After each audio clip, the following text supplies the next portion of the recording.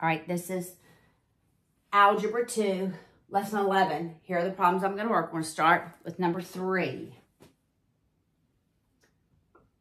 Number 3 says the recomputed price, probably they have an original, there was some increase and they recomputed it, is $55.90. 99 rather. This was 120% more than the original. We always make the original 100%, okay? So this represents 220% of the original. By how much had the original price increased? We want to know how much increase. So we have an empty spot here. We ignore that first row and we write a ratio. X over 55.99 is 120 over 220, cross multiply. 220x equals 55.99 times 120. Divide both sides by 220.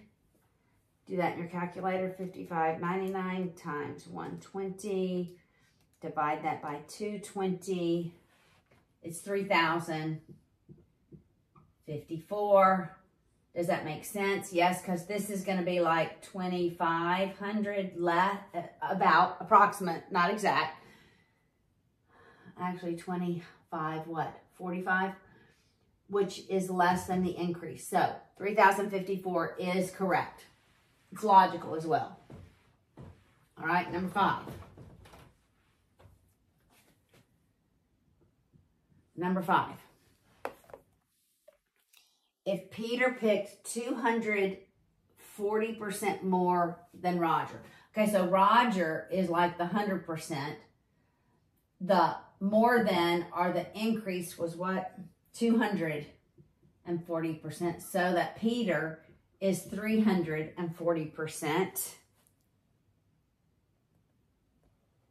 If Peter picked 6,800 plums, how many did they pick together? Cody says hi. Well, we have to figure out how many Roger picked, and then we're going to add them together.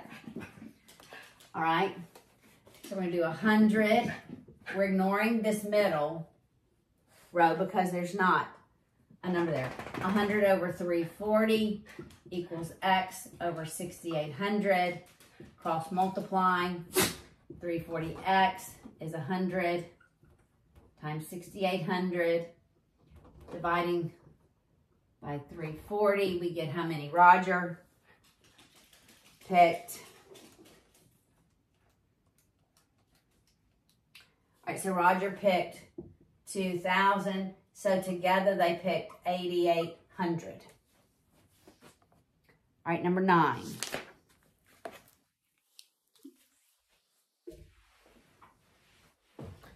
Number 9 looks like a geometry question.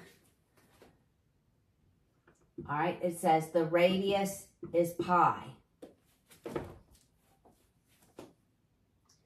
And the base of a triangle is pi.